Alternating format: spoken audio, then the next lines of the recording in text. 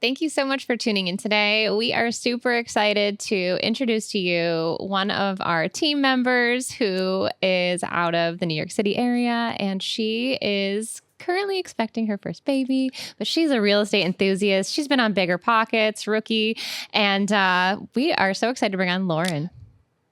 Thank you so much for coming on. So I kind of want to jump into it because we met a while back and you wanted to start getting into real estate investing. And that's how we all became friends now because of that. So really awesome how real estate investing brings people together too. So we'd love to start out before we dive into creative and all the fun things that you've done with us. I want to hear, what is it that brought you into the real estate world? How did you get started in investing? Oh my gosh. I read a book on investing called Millionaire Teacher on a plane on my way to Wyoming. And it just clicked after that. I mean, most of the book was about investing in index funds and the stock market, but it just got me thinking about how I could take it further. And my dad had owned a couple of properties, so I'd been exposed to it a little bit in the past, but I wanted to get a piece of the pie myself. So well, that's the beautiful thing with real estate. And it's funny because we all get into teaching for probably the same reason. We love the subject matter, we like kids, but then you get into it and you realize that there's really not a lot of money. And although you love helping people, it's that's what, when I met Joe, he really opened my eyes to, wow, there's a lot of wealth out there and you can still help people. Absolutely. Well, and doing both of them together could really create the perfect storm of I've got my stability with my job. Teachers, I mean, you get summers off sometimes you work during the summers too, but you do get a little bit more flexibility to have some off time too. And I think it's a great thing. So, all walks of life could be doing. It doesn't matter if you're a teacher or whatever. Yeah. And I find that teachers gravitate towards this because there's a lot of detail that you need to be able to stay organized with, follow up and all of that, and just to really stay on top of it all. So I kind of want to peel back the curtains a little bit because if I remember correctly, you were teaching, and when you joined our team, weren't you over in Paris for a little bit? So how did you balance all of this? Yes, I'm still teaching. And one of my coworkers also owned some properties too and turned me onto real estate even more so. So yes, very popular with teachers. But yes, as soon as we started, I was on a student exchange trip, chaperoning it in Paris. So I was like, I don't want them to think I'm not into this. So I was working weird hours in the very beginning there. Come on, mic fell off here. And so I was up at midnight, right? Looking through conversations and maybe shooting some texts out and just kind of watching some trainings and stuff. So it was a hard week out in Paris for sure. But you showed up every day and you showed up with a great attitude. And honestly, you were so good at just sticking with it and making no excuses. Yeah. And I was going to say, so you were very I want this. You could see the burning desire for wanting to learn.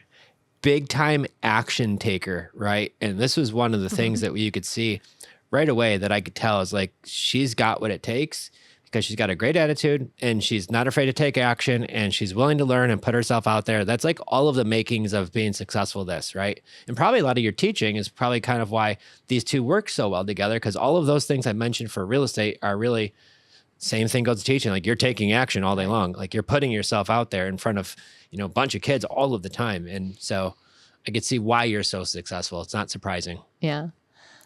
Thanks, guys. When you started talking to sellers, were you nervous or did that just that was not the hard part for you? Because I feel a lot of investors, it's talking to sellers that freaks them out. I was nervous. I'm not the biggest phone talker. I'd rather present in person. Honestly, as a teacher, I guess that makes sense. Yeah. But the phone was never somewhere where I was comfortable. But I knew that if I wanted to ever scale up my business, that I would have to get over that and I have to get comfortable. So how did you do that? What made you more comfortable or confident? Just practice. I mean, remember Sundays, I was on the phone for 7 hours straight, so you just get over it after a while. So I got to ask, because that's very impressive. And we've had many conversations, you and I and all of us about, what it is. But I guess for anybody listening who like is just starting off, like what were your biggest challenges like getting started? With you guys or just with real estate in general? Real estate in general. Like before we met, like what was your biggest issues you were having, right? Because I know when you worked with us, we did deals, right? But before you started doing that, like what were your biggest things that you were facing before us? I guess probably what a lot of people would say too is that finance part, you know, and you just getting into it, you're trying to figure out how am I going to afford to buy these properties? And then you start to dive into things and you realize there's a world of creative finance. There's a world of maybe doing burrs or using other people's money, right? So there's learning the ins and outs of the finance and how not to go broke yourself buying properties. That is, I think, one of the biggest hangups. Mm-hmm. So when you started working for us, I guess then on the flip side of that, where were some of your biggest like wows? Like, I don't need, like you've seen us do a bunch of these deals. Like, what were your biggest like aha moments for somebody seeing that side of it now? Well, that I don't need as much money as I thought, but you still definitely need some money, right? Like, yes, you could buy a house for $100 down, but on the back end, you know, you're still paying closing costs and you got to put the insurance in place. So I think what some people maybe get wrong is they don't get their personal finances in order first and learn how to manage money before they jump into this. Once you learn how to do that, then I think you're okay to start, you know, dipping your toe in the water there. I love that you mentioned that because it is true. You know, you do need to have reserves. We talk about that. But, you know, in order to get into a property, it could be as little as $100 down to a seller, which I believe is a deal that you definitely helped out with on, was it Jacksonville? We definitely did a Jacksonville deal. I don't even remember at this point, but I know the story of Joe's first $100 down deal. Oh, yeah. Well, the deal that we For did in sure. Jacksonville together recently, that was the same thing. The seller was a motivated seller and he wanted to sell. But you're right. Having your personal affairs in order before you get into this is super important, right? And then flip side of it, because that's also going to translate into real estate. So just bravo to you for like seeing these opportunities. And so you're making a lot of calls. You're taking a lot of action. So what were some of the biggest, like your wins along the way that you've kind of noticed? It's like, hey, I'm new. I've never done this before. Like, Lauren, what would you tell me to be like, I should be doing? Ooh, what you should be doing? Well, like I said, you got to be taking action and it's going to be messy and you're going to make mistakes. That's okay. I remember the first time you had us role play in a meeting, some of the script, and I sounded awful. And I was so embarrassed after. I told my husband, I was like, oh my God, you won't believe like the inflection I used. This was so bad. But it's okay. You know, we laughed it off. And then the next day we got back on the phone. You just have to get back up on the horse. And I remember the first time the seller telling me like, yes, and like we're going through and then the conversation flowed. That felt like such a great win. Like you just have to get back up on the horse after you fall off. Otherwise you're going to get like scared to try again. So just get messy. Take that action.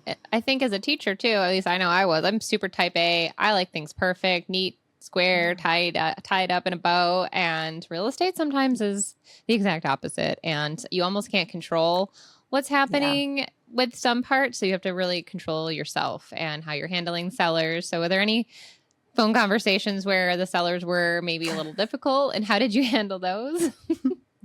Of course, there were so many to choose from. The beautiful thing is you start to learn that they're most likely unmotivated sellers and you learn how to kind of cut the conversation. But yes, I had people telling me, oh my God, life stories, some of the craziest things about surgeries they've had, being in and out of jail, whatever it was, or just people who want to just know what the offer is without giving me any information. And it's like, you could have a shack. Like, I don't know. You're not giving me anything. So people are difficult and you just learn, okay, this is not the seller or not the time for them. We're going to move on to the next one. Yeah, you know, you talk about motivated sellers. You yourself were part of the reason why we helped develop our scale of motivation on a scale of 1 to 10. Because I remember the one day that you spent like a big portion of your day talking to like a whole bunch of people that were super unmotivated. And then since then, we've really worked on how to get on phone calls with really just motivated people, right? So let's can you like give the contrast on the difference of what that one day, like what it was crazy, like all these unmotivated sellers versus like, what's the difference between unmotivated seller conversations and motivated seller conversations? Well, you definitely feel like on an unmotivated call that you are just climbing uphill every step of the way. There's just an obstacle in the conversation every single step. And it gets demoralizing after a while because you start to think like, is it me? Am I saying this wrong? Am I coming across ingenuine? Because yes, we do want to obviously help people. And this does help a lot of people get out of really sticky situations. I was like, maybe I'm just not explaining it well.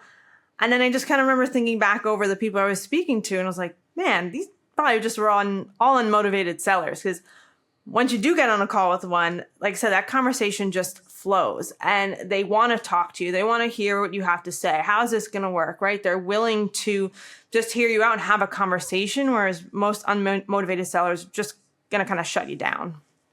Yeah. And this is how you're going to handle that conversation. And like you said, we use the egg timer analogy or the sand where it's like, oh, okay, well, this person doesn't want to give me any information, literally pulling teeth, trying to get anything out of them. So try to hurry up and get off the phone and circle back maybe if there's anything there. But a lot of the times, like you said, if the person is ready to sell and they have a high motivation, then everything almost like works out really quickly and simply.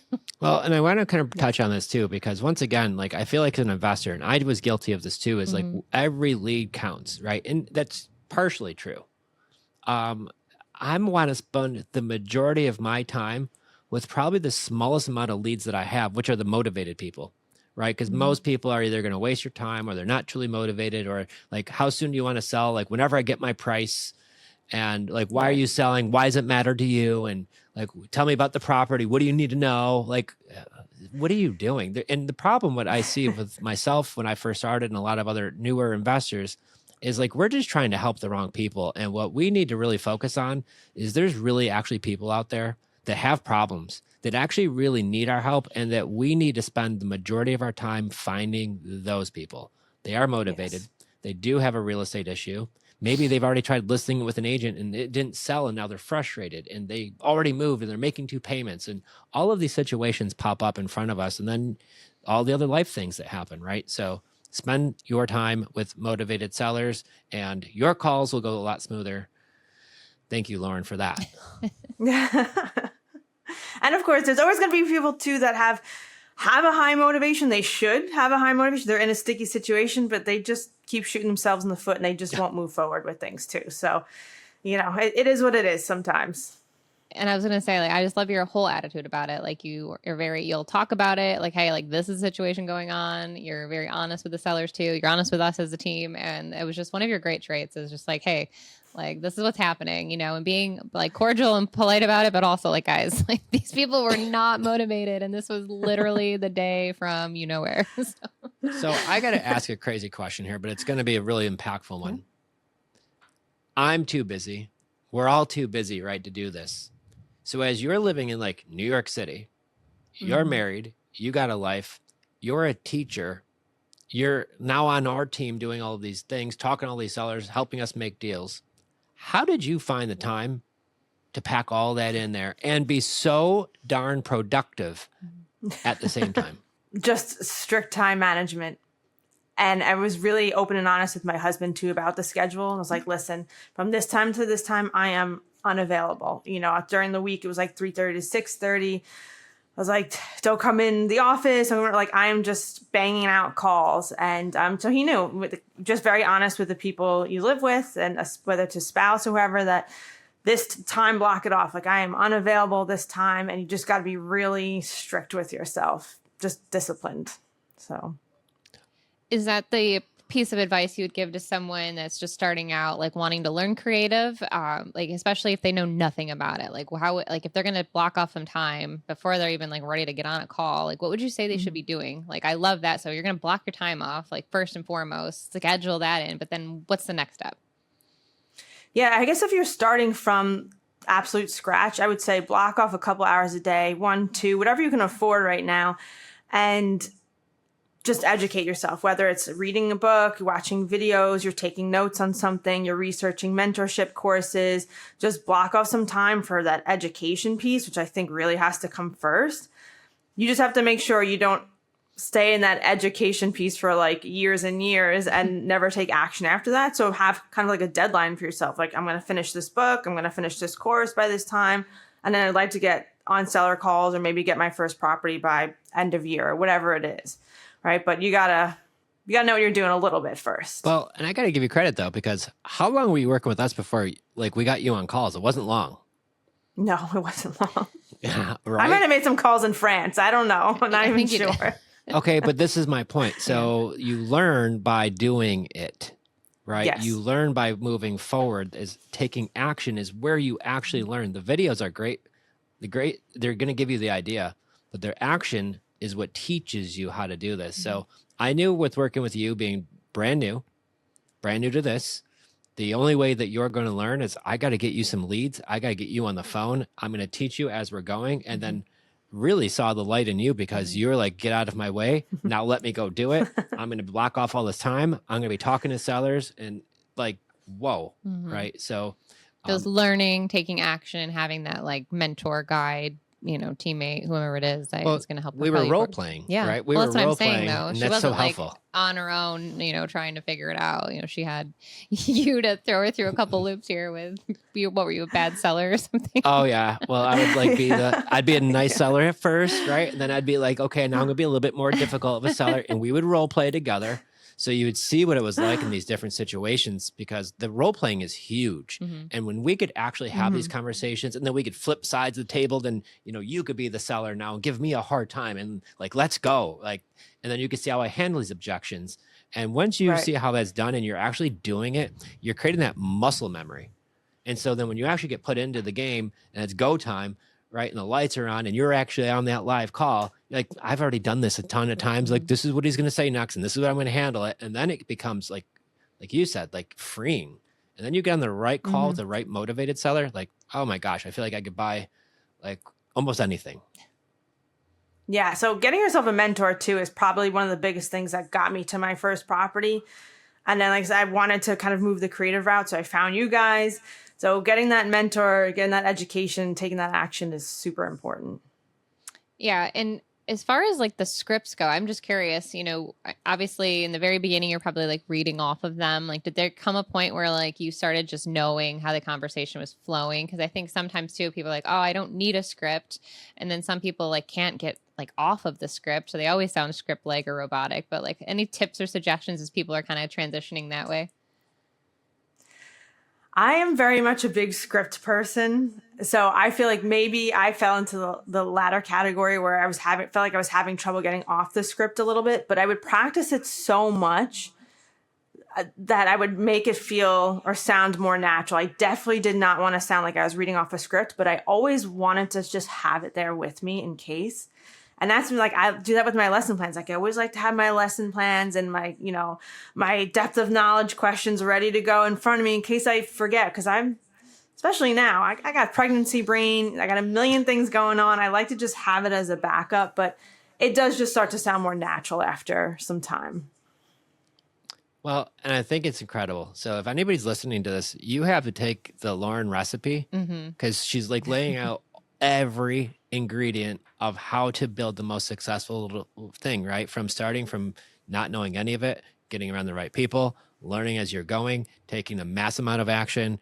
They say failing forward, but you never failed because every single phone call was a lesson, right? So you took it as a lesson. Yeah. Maybe that call didn't go as well as you did. Well, what did I learn from that call? And the one I could constantly go back to, you could tell that you're a student of what you're doing. You're absorbing everything and you are taking action. And I think this is what led you to even your very first deal. And so we're going to talk about a seller who had a condo, wanted to sell it, motivated to sell. We were able to buy that condo in Florida with $100 down, right? So you helped him through the process by having that conversation with him, right? And making it easy and a win for the seller. So when you're having those conversations with that seller, what are some of the questions or what is that like when you're talking with the seller? Because like if I'm new and I'm listening, like this all sounds great, Lauren, but when I find a good seller, like what is that like even? So when you find a good seller, right, the first couple of things we want to know from them is, things like how soon are you looking to sell? Why do you want to sell? Like I could not wait to find out why people wanted to sell. I was so interested by that. And you start to notice a pattern. Same things keep coming up. Someone moves for a job, they're paying 2 mortgages now, things like that. And so like a big, like that should be like a big, like, oh my God, this is someone like who has a lot of motivation. And they have pain points, but we can help them through it, obviously as long as they're being reasonable. But yeah, these are the things you want to look for, and then talk about the condition of the property. You know, some people wanted like top dollar, but the house was in shambles, you know, it hasn't been updated and they have 10 cats. You know, we would count the cats in the pictures that we would see on Zillow sometimes, you know. We did do that one you know, time. because people sometimes don't always tell the truth. But so you're going to have to sort of peel back those layers a little bit. But when they're motivated, they are open to telling you about the house and talking to you. So. And you did this with us virtually, correct? Like, have you ever walked in any one of these properties ever? Not once. Have you had to leave your house besides being in Paris that one time? Like, no, never. Right. So you're doing this in comfort of your own home.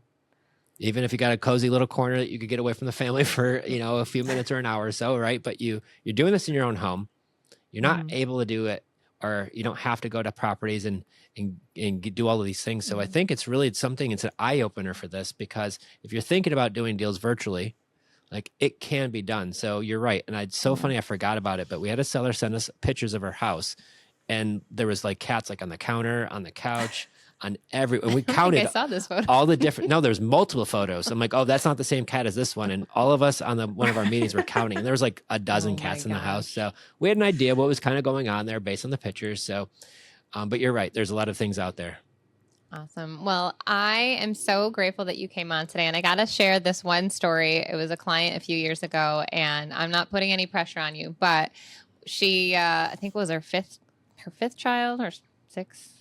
She was 4. She had 4 kids, and she was 8 months pregnant for baby number 5. Yeah. And so she is such a rock star, and just shout out to moms, man. Like, here she was, baby number 5, and posting what we call the blue ad, right, into Facebook groups. And she locked up a 12 unit in New York. Was in New York, just from posting in a Facebook group. And I could just envision, as you're, you know, maybe taking some time, enjoying baby. I'm not saying like go right to work by any means, but like the fact that you can literally be home, rocking a newborn, and posting in a Facebook group, possibly, you know, buying another property, like the sky's the limits. And, you know, I'm just planting that seed right there, because you just never know.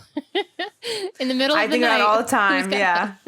I am dying to get back into it. So I'm like, when can I get this back and up and going? So. Oh my gosh. Well, we're so excited for you. And that's the beautiful thing about real estate. You make it work for your lifestyle. You make it work into the small cracks of your day, no matter if you're a teacher, if you're in Paris, if you're a mom, if you're at the car dealership. There's just so many ways to be able to work on your investment strategies, and creative definitely don't need a ton of money out. Yeah. And you've always been a great, you know, part of our team. You've been a huge inspiration to so many folks. You were interviewed on Bigger Pockets. I mean, like, that was completely amazing, right? So all of these things that you have accomplished, once again, great attitude, a learner, takes action, paying it forward, and just keeps moving it forward. So we both know, and we knew this a long time ago, nothing new, but I mean, success for you is the sky, and you are on your way, and it's so fun just watching and being part of it. And obviously you got a new baby coming soon. It's just the beginning. Yeah. It's just the beginning, and you're a rock star. So thank you so much for coming on today and sharing your story. If people want to reach out and say congratulations or check out your other episodes, is there a social media handle you want to share? Yes, it's just my name. So at Lauren Mattina on Instagram. Awesome. Well, thanks again, Lauren. I know you're super busy, and we wish you all the best with the new bundle on the way. And thank you so much. Thank you so much for coming on. Until next time, everybody, make sure that you hit that subscribe button and that you leave any questions below. Joe and I will make sure we get them answered. Go out there and do some deals, and know that you are helping sellers all along the way.